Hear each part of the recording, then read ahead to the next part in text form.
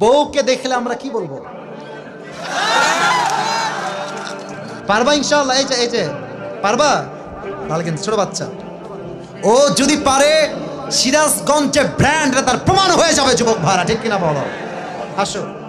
আরে বেটা দৌড় দিয়ে তোর বিয়ে হবে না দৌড় না দিয়ে? মাশাআল্লাহ মাশাআল্লাহ। আসো বাবু, তুমি এই পাশে আসো, এই পাশে আসো। এই যে হ্যান্ড মাইকটা কোথায়? হ্যান্ড মাইকটা দাও, সালাম দাও সবাইকে একটা। আসসালামু আলাইকুম ওয়া রাহমাতুল্লাহি ওয়া বারাকাতুহু। আরে ভাই, আপনারা ওকে অ্যাপ্রিসিয়েট করবেন। ও যখনই উত্তর দিয়ে দিবে, 1 নাম্বার নিয়ম, আপনারা সবাই মিলে বাঘের মতো বাঘের কণ্ঠে বলবেন। বলেন সবাই মারহাবা। আরেকবার বলেন সবাই মারহাবা। এই পিচ্চিকে আমরা ওয়েলকাম জানাই। আল্লাহ ওকে উত্তর দেওয়ার তৌফিক দান করুক। পড়েন সবাই আমিন। ওকে আমি খুব সহজভাবে প্রশ্ন করবো, আশা রাখবো সে পারবে। বলো তো, আমার নবীর গায়ের চামড়ার রং কেমন ছিল? পারবে? সাদা সুন্দর না লাবণ্যময় সুন্দর? বলো সবাই। লাবণ্যময় সুন্দর। এবার বলো, আমার নবী কি দেখতে লম্বা ছিলেন, গুঠু ছিলেন, না মাঝারি গঠনের ছিলেন? মাঝারি গঠন। আল্লাহ বলেন সবাই মারহাবা। এবার বলো, আমার নবীর চেহারায় দাড়ি কি ছোট ছিল না চাপ দাড়ি ছিল? চাঁদদারি। আপনারা বলেন ও পারবে। ওর গায়ের শক্তি বলছে সিরাজগঞ্জের যুবকরা, বাচ্চারা এটা বাঘের বাচ্চা এরা। এবার তুমি একটু বুঝে শুনে উত্তর দাও। নবীর চুলের যে কাটিংটা ছিল, কাটিং এর নাম কি ছিল? আরে বলেন সবাই মারহাবা। এবার বলো তো, নবীর হাতের তালু কেমন ছিল? নবীর হাতের তালুটা এটা কি শক্ত ছিল না মুলায়ম ছিল? মুলায়ম ছিল। ওকে অপশন দিলে যে রাইট অপশন সেটাই সে চুজ করছে। বলেন সবাই মারহাবা। 1 নাম্বার সে পাস, 1 নাম্বার সাবজেক্ট শেষ। 2 নাম্বার বলো তো, আমার নবীর সম্মান আল্লাহ বোঝাবার জন্য যখন মালাকুল মত নবীর কাছে আসলেন, নবীর রূহ কি এসেই কবজ করলেন, নবীর কাছে পারমিশন চাইলেন? পারমিশন চাই। বলেন সবাই মারহাবা। আচ্ছা বলো তো, নবীর আদর্শের ক্ষেত্রে নবী বাবা হিসেবে যখন ফাতেমাকে বিয়ে দিবেন, ফাতেমার কাছে এসে, এটা ওর জন্য বোঝা একটু কষ্টকর, তাই বোঝাবার স্বার্থে সহজ করছি। বাবা হিসেবে ফাতেমার কাছে এসে নবীজি কি বললেন বিয়ের ব্যাপারে? হ্যাঁ থামেন থামেন থামেন, বলবেন।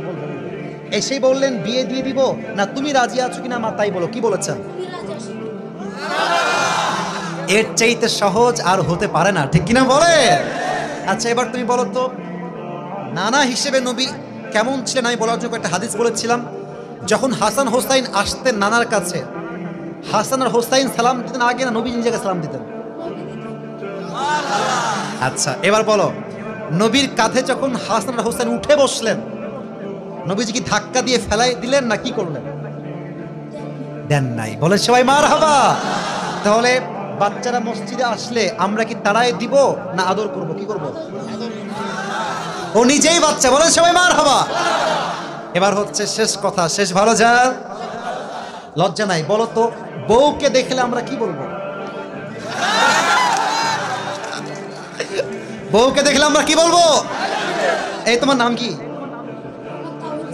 তাওহীদ ইসলাম। ইসলামের একত্ববাদ যে প্রমাণ করে, সে প্রমাণ করেছে আগামীতে ইসলামের জন্য এই কাজ করবে, ঠিক কিনা বলে? তোমার বাড়ি কি এখানে?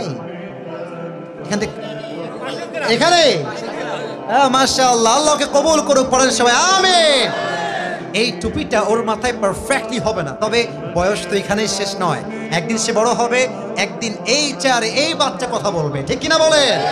আল্লাহ তাওহীদ ইসলামকে, আরে ভাই সিরাজগঞ্জের মানুষ যে আগেই বলেছিলাম সাহসী, ও কথা যখন বলেছে ওর মাঝে আমি সামান্য কোনো ভয় দেখতে পারি নাই, ঠিক কিনা বলে? আল্লাহকে ইসলামের সৈনিক হিসেবে কবুল এবং মঞ্জুর করে। পড়েন সবাই আমিন। আমি টুপি যখন পরাবো, একজন বাঘের বাচ্চা যুবক দাঁড়িয়ে টুপি পরানোর সময় তাকবীর দিবেন। রেডি থাকেন, দেন তাকবীর দেন। কে আছেন?